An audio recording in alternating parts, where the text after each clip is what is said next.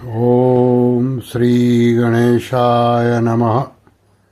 ओम श्री परमात्मने नमः। सभी गीता प्रेमी साधकों को सादर प्रणाम के साथ जय श्री कृष्ण। अध्याय 4 श्लोक क्रमांक 38। नहि ज्ञानेन सदृशम् पवित्रमिह विद्यते तत्स्वयं योगसंसिद्धिः कालेनात्मनि विन्दति। अभी ये श्लोक का भाषांतर देख ले। भगवान बोले, इस मनुष्य लोक में ज्ञान के समान पवित्र करने वाला निस्संदेह दूसरा कोई साधन नहीं है। जिसका योग भली भांति सिद्ध हो गया वह कर्मयोगी इस तत्व ज्ञान को अवश्य ही स्वयं अपने आप में पा लेता है। अभी इसकी व्याख्या। नहीं ज्ञानेन सदृशं पवित्रमिह विद्यते। यहाँ यही पद मनुष्य लोक का वाचक है, क्योंकि सबकी सब पवित्रता इस मनुष्य लोक में ही प्राप्त की जाती है।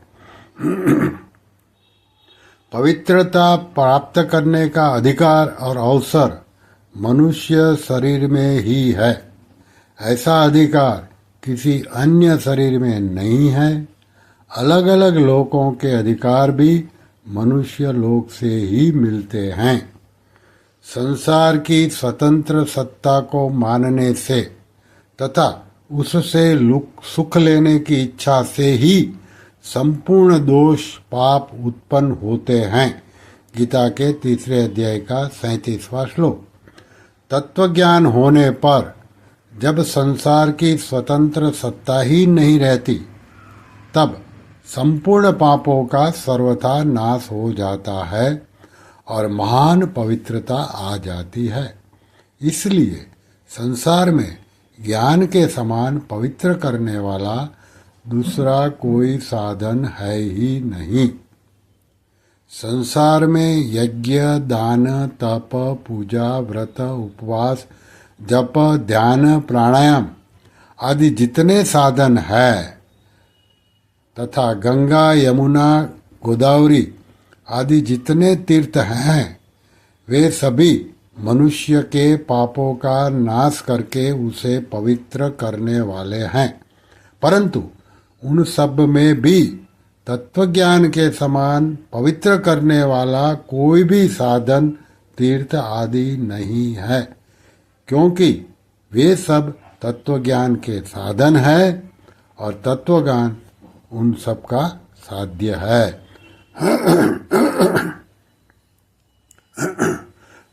परमात्मा पवित्रों के भी पवित्र है, जैसा कि विष्णु सहस्त्र 10 में पवित्राणाम पवित्रम।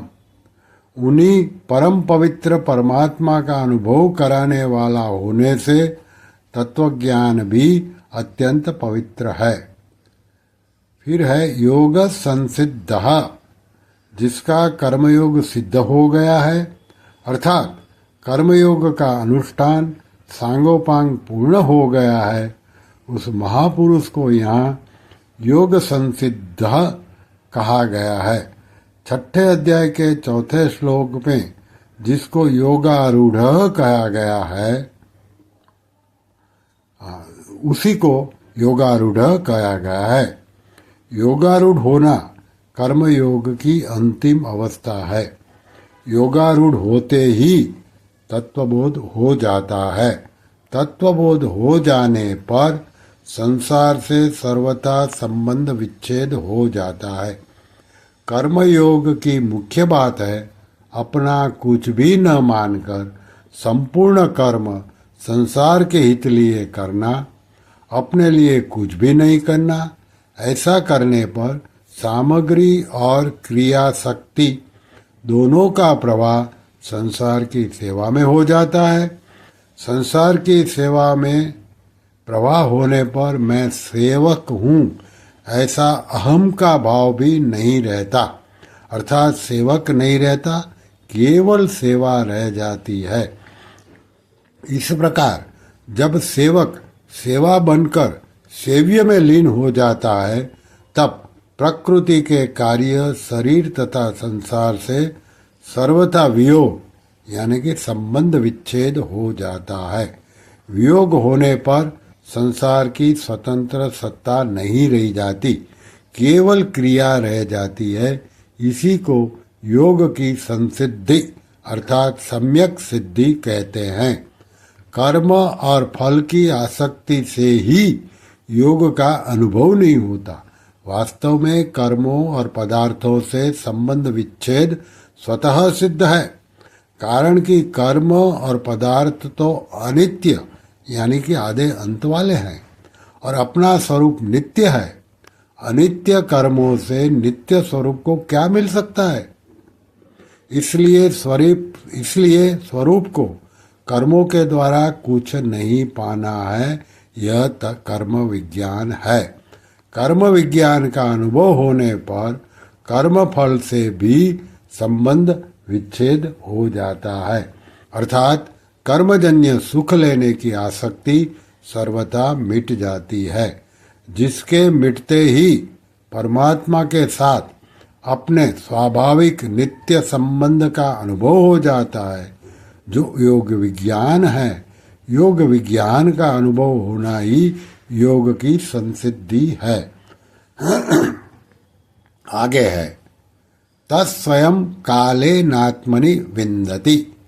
जिस तत्व ज्ञान से संपूर्ण कर्म भस्म हो जाते हैं और जिसके समान पवित्र करने वाला संसार में दूसरा कोई साधन नहीं है, उसी तत्व ज्ञान को कर्मयोगी योग संसिद्ध होने पर दूसरे किसी साधन के बिना स्वयं अपने आप में ही तत्काल प्राप्त कर लेता है।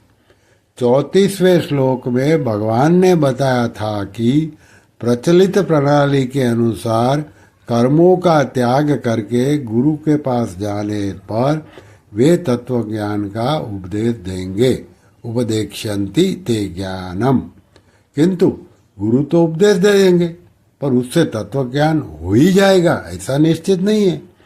फिर भी भगवान यहाँ बताते हैं कि कर्मयोग की प्रणाली से कर्म करने वाले मनुष्य को योग संसिद्धि मिल जाने पर तत्व ज्ञान हो ही जाता है।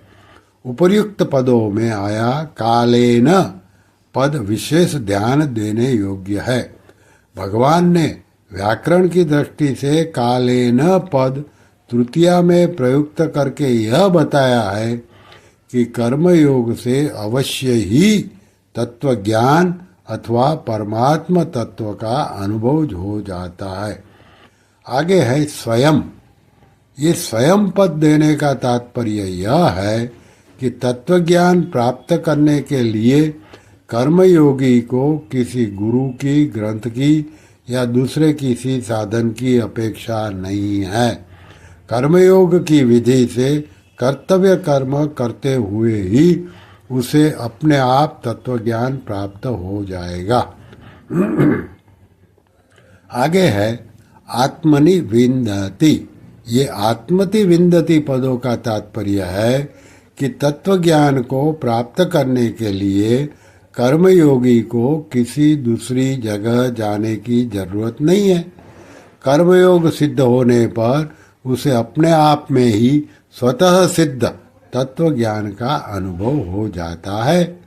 परमात्मा सब जगह परिपूर्ण होने से अपने में भी है।